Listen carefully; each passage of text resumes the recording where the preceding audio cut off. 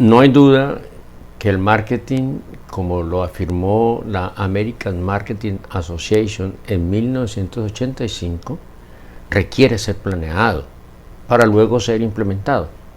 Y por eso en nuestro mundo hablamos de el plan de marketing. ¿Cuáles serán los elementos que deberíamos tener en cuenta para formular un plan de marketing muy pragmático? Ese es el tema que abordaremos en nuestro programa de hoy. Soy Dagoberto Páramo Morales y este es Marketing y Sociedad, donde lo cotidiano refleja lo que somos.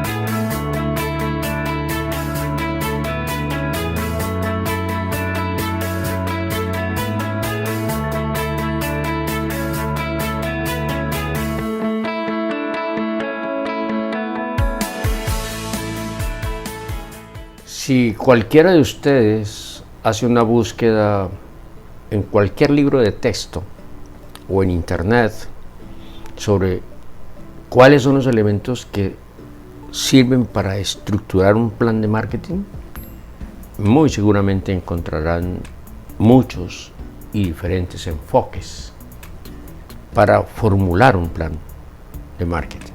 Incluso en una separación entre lo que podríamos llamar un plan estratégico y un plan operativo.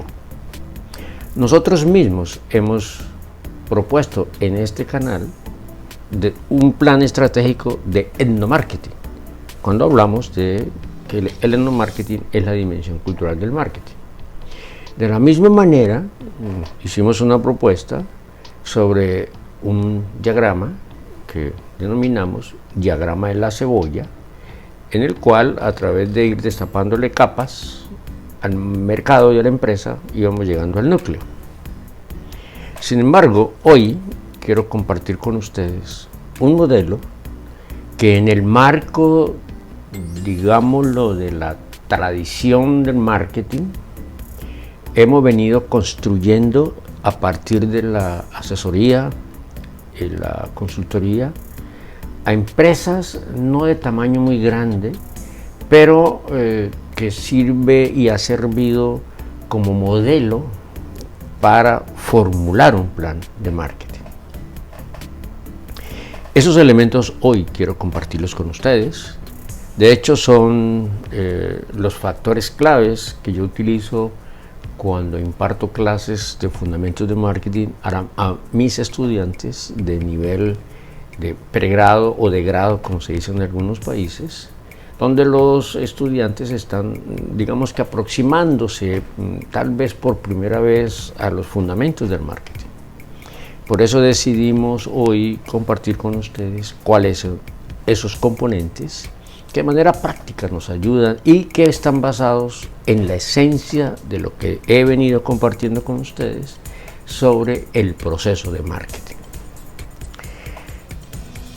Veamos, como todo el mundo sabe, todo plan tiene al menos 3 componentes. Y algunos le agregarían un cuarto componente o más. Pero dado que voy a compartir con ustedes lo esencial, vamos a focalizarnos en 3 componentes.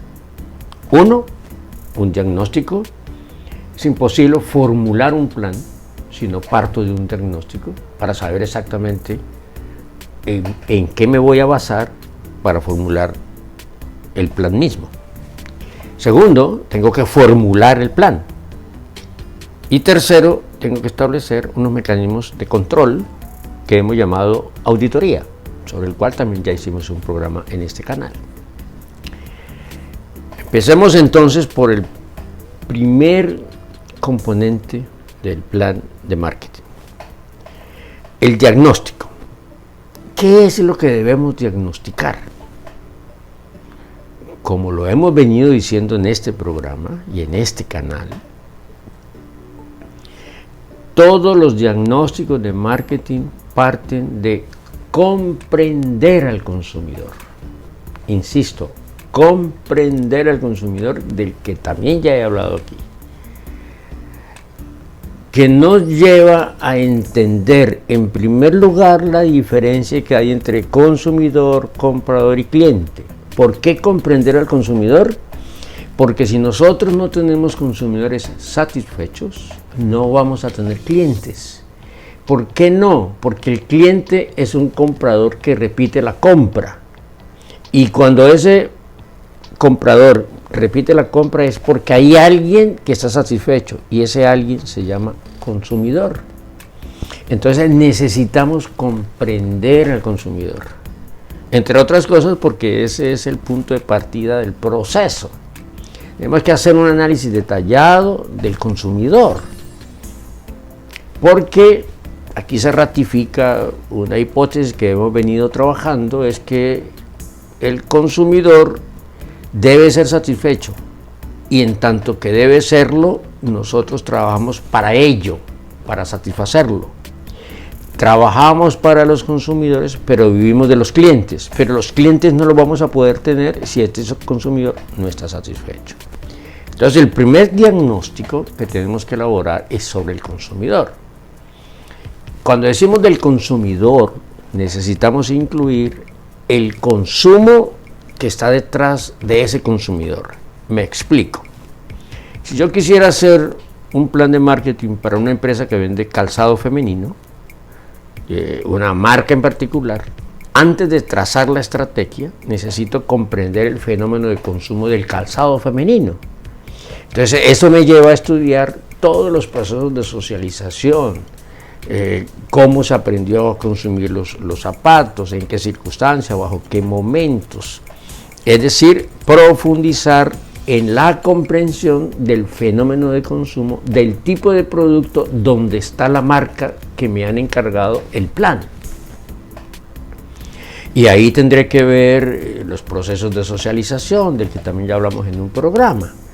Procesos de socialización relacionados con los agentes socializadores, donde se aprendió a consumir, si en la familia, si las instituciones, la escuela, la religión, los medios de comunicación, los amigos, etcétera, etcétera. Tratar de saber de dónde viene ese proceso de consumo.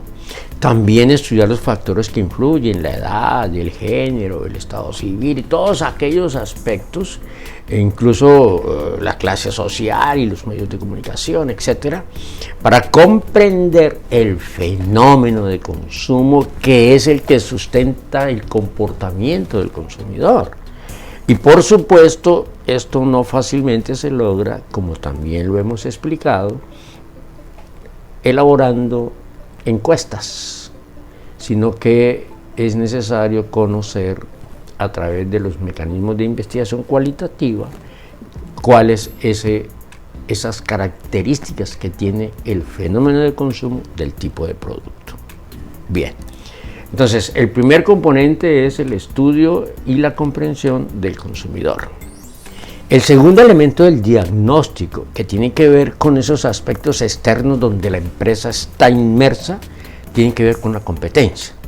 Necesitamos estudiar a los competidores, no solo los competidores directos, aquellos que hacen lo mismo que yo hago, sino los indirectos que se descubren a través de estudiar cuáles son aquellos productos con los cuales mis consumidores sustituirían la oferta que yo les hago.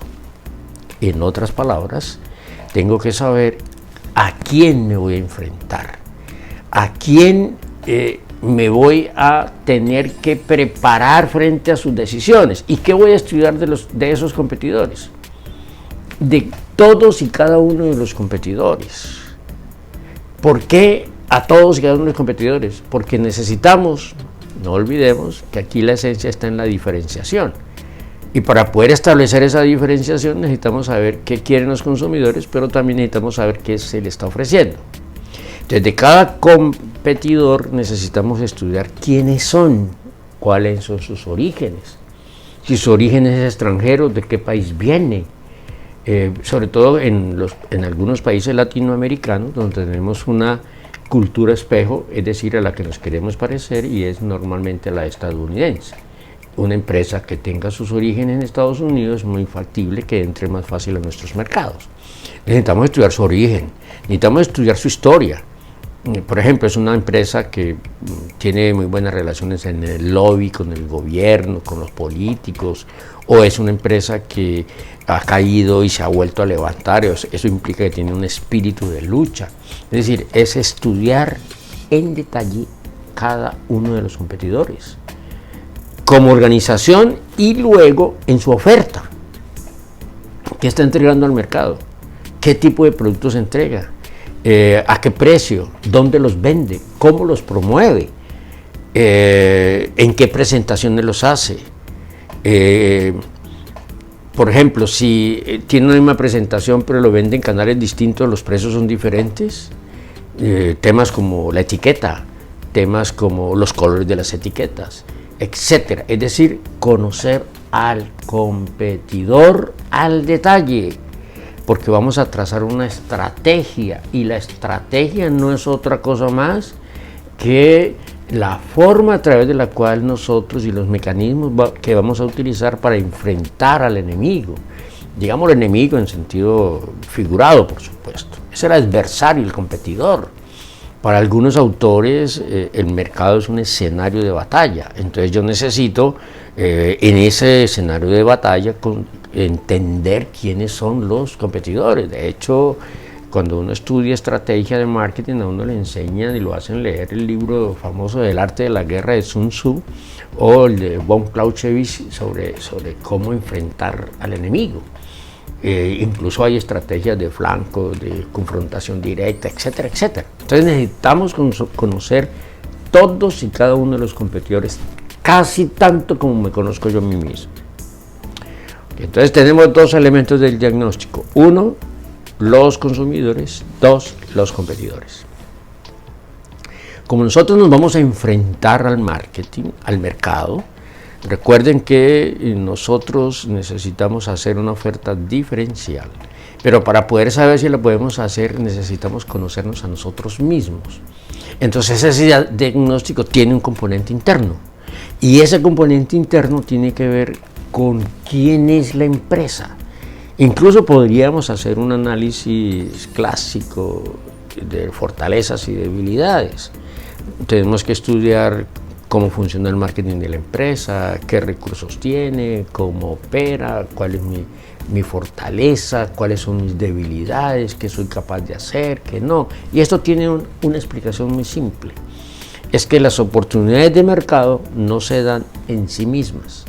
Las oportunidades de mercado se dan solo en la medida en que yo tenga capacidad para responder al mercado.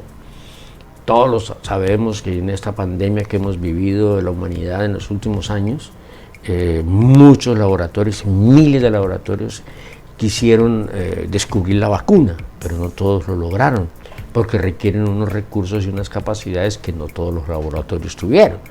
8, 9, 10 laboratorios en el mundo lograron hacerlo. Es decir, las oportunidades de mercado se dan en la medida en que yo tenga la capacidad interna y los recursos de todo tipo para enfrentar y asumir esa oportunidad de mercado. Muy bien, entonces en ese diagnóstico tenemos el consumidor, el competidor como elementos externos, y necesitamos hacer un diagnóstico nuestro. Con eso cerramos la primera fase, diagnóstico. La segunda fase viene la formulación de la estrategia. Necesitamos en el plan decidir cuál va a ser mi diferencial simbólico. Es decir, necesitamos saber cuál va a ser mi elemento que voy a utilizar frente a un elemento simple, que resulta de hacer un cruce entre lo que se está demandando y lo que se le está ofreciendo por los competidores al consumidor.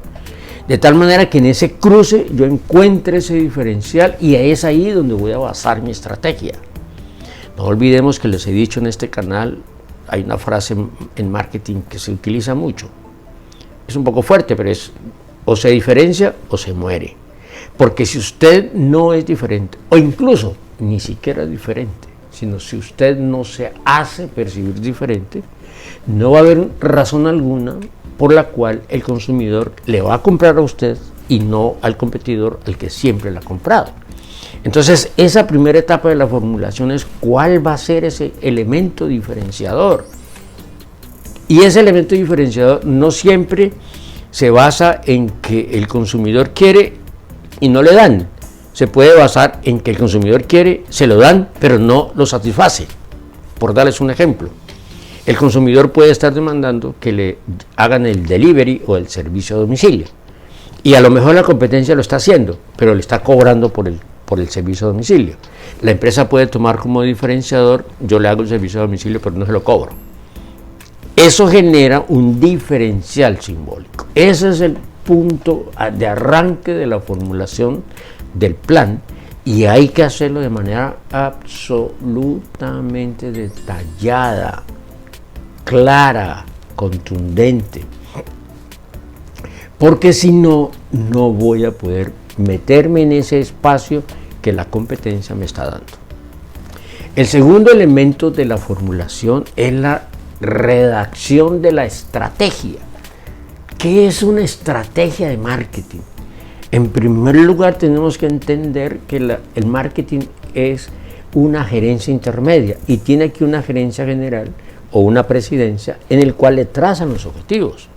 Entonces la estrategia termina siendo un gran camino de decisión. Próximamente haré un programa exclusivamente de lo que es la estrategia, porque alrededor de eso hay una serie de imprecisiones de lo que es realmente una estrategia. Entonces la estrategia es cómo voy yo a lograr que ese diferencial le llegue al mercado. Y para eso necesito tomar dos decisiones. Una, ¿cuál va a ser el segmento de mercado que voy a atender? O los segmentos de mercado que voy a atender. Cuando digo él, significa que usted va a hacer una estrategia porque tiene un segmento de mercado. Pero cuando digo los, quiere decir que si usted tiene varios segmentos de mercado que va a atender, va a tener que trazar diferentes estrategias. Si tengo 3 segmentos de mercado, serán 3 estrategias de mercado distintas. No olvidemos que un segmento de mercado es un conjunto de personas que tienen necesidades similares, tienen voluntad de compra y tienen capacidad de compra. Si esos 3 elementos se conjugan, entonces voy a poder escoger ese segmento de mercado. No olvidemos que hemos dicho también aquí que son los elementos de la segmentación simbólica, el que también ya hicimos un programa pasado. Es decir, lo que significa para ese conjunto de personas el producto que yo le voy a entregar. Y el otro componente para poder trazar la estrategia es el posicionamiento que busco, que no debe confundirse con el posicionamiento que logro. El posicionamiento que busco normalmente está sintetizado en el eslogan: cómo quiero que las personas y el mercado me reconozcan. Insisto y preciso, no solo que me recuerde, sino que me reconozca, porque en marketing suele confundirse eso que se conoce como la recordación, el famoso top of mind, se confunde con el reconocimiento. El reconocimiento es que yo, consumidor, acepte y reconozca que la empresa y su producto me va a resolver el problema. No me basta solo con recordarlo. Les puedo asegurar que muchos de ustedes, si alguien les pregunta, dígame la primera marca que le llegue a su cabeza, a su mente, y muy seguramente muchos de ustedes dirán Coca-Cola, pero no consumen Coca-Cola, o dirán Marlboro y no fuman, porque las marcas más recordadas no necesariamente son las más vendidas. De hecho, hemos hecho un análisis de los últimos 15 años de las 10 marcas más recordadas, y 6 son las mismas, y algunas de ellas no son las líderes, son las que más recuerdo, sobre todo porque a veces sucede un fenómeno que se conoce como el genericidio, que el mercado hace que la marca se vuelva el genérico del nombre del producto. Por ejemplo, no es extraño que a veces uno diga, véndame un Kleenex, y resulta que en países como los nuestros existe, por ejemplo, una marca de pañuelitos desechables que se llama Pétalo. La persona pide un Kleenex, le dan un pétalo y no se da cuenta que no es Kleenex, porque la palabra Kleenex dejó de ser la marca y se volvió el producto genérico. O a veces sucede en algunos segmentos de mercado con la Coca-Cola. Deme una Coca-Cola, le dan una gaseosa de otra marca y la gente no se da cuenta. Entonces necesitamos entender que formularemos a través del eslogan generalmente cómo quiero que me sea reconocido mi trabajo en el mercado. A eso le llamamos posicionamiento buscado, que, repito, no siempre es el posicionamiento logrado. Ahora, usted tiene que estar midiendo cómo lo van percibiendo para saber qué va a hacer con ese posicionamiento que usted intencionalmente quiere. De hecho, también daré un programa futuro sobre el posicionamiento, que tiene sus particularidades. Muy bien. Entonces, estableciendo el segmento de mercado, o los segmentos de mercados a los cuales me voy a dirigir, y estableciendo el posicionamiento que quiero, ya tengo las bases para trazar la estrategia. ¿Estrategia de qué? De marketing. ¿Para qué? Para lograr los objetivos que la organización me propuso. ¿En función de qué? Del diferencial que he establecido, que va a satisfacer lo que el consumidor está demandando y no se le está entregando, o no se le está entregando a su satisfacción. El tercer componente de la formulación de la estrategia es los programas de marketing, que aquí aparecen las denominadas 4Ps. El modelo del marketing mix o el modelo de la mezcla de marketing, también sobre el cual hicimos un programa que ha sido muy cuestionado. Son las famosas 4Ps: producto, precio, promoción y plaza. Esas 4Ps, que son unas herramientas, tienen que responder a la estrategia de marketing. Por eso a esas 4P le hemos llamado programas, porque el concepto de estrategia es un concepto un poco más abstracto, más elevado, y a través de las 4Ps yo voy a hacer que la estrategia aterrice, que la estrategia se materialice. Esas 4Ps, preciso algo que a veces no se entiende suficientemente, es lo siguiente: muchas personas creen que saberse las 4Ps es saber de marketing, y otras personas creen que si no se sabe de las 4Ps no se sabe de marketing. Quiero decir lo siguiente: las 4Ps son una herramienta. Esas 4Ps, que son una herramienta, si usted solo se sabe las 4Ps y no se sabe el resto, todo lo que hemos venido incluso diciendo en este canal, usted no sabe de marketing, porque el marketing no se puede reducir a las 4Ps. Pero si usted estudia el resto y no estudia las 4Ps, tampoco saben de marketing. ¿Eso qué quiere decir en el fondo? Que en marketing hay que saber de las 4Ps, pero el solo hecho de saberlas solas no significa que usted sepa de marketing. En otras palabras, las 4Ps son importantes, pero insuficientes para materializarlo. Ahora, cuando usted formula esas 4Ps, es cuando usted comienza a aterrizar los aspectos económicos. Usted tiene que establecer lo que le cuesta el producto, la promoción, la distribución, costos, análisis detallados. Entonces, la estructuración de las 4Ps implica, por un lado, el costo de cada uno, es donde aparece el presupuesto, pero aparece otro elemento que es importante. Es ahí, en las 4Ps, en las que se va a materializar de mejor manera el entorno.